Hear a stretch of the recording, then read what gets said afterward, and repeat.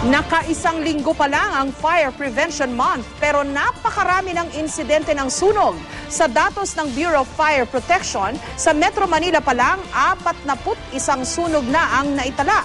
Kaya para maagapan ang mga insidente ng sunog, nagsagawa ng Fire Safety Inspection ng BFP sa ilang gusali at bahay sa San Juan.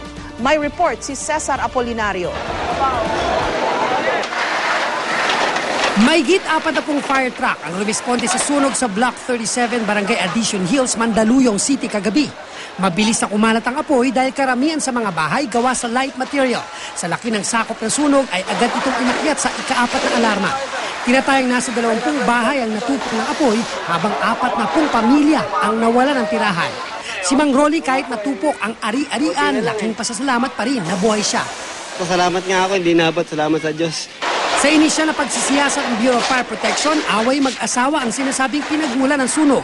Nakita di umano ang dalawa na nagtatalo ilang sandali bago magsimula ang sunog. Patuloy namang iniimbestigahan ang sanhi nito.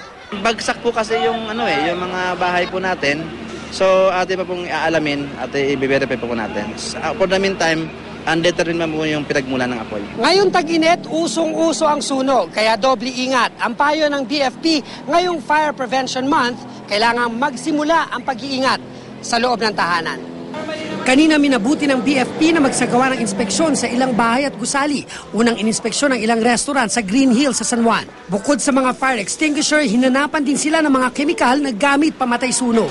Dito lalabas yung chemical pag inabot niya yung required na init.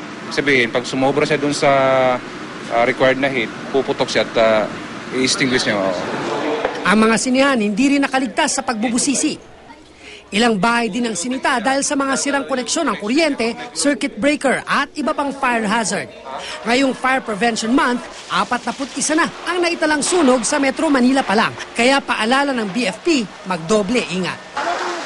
Ito pong panahon ng Marso ay mainit. Sasamahan pa po natin ng hangin. So talaga pong malakas pong insidente o ang tendency na magano po tayo ng sunog. So ingat lang po tayo sa mga ari-arian natin. Cesar Apolinario, GMA News.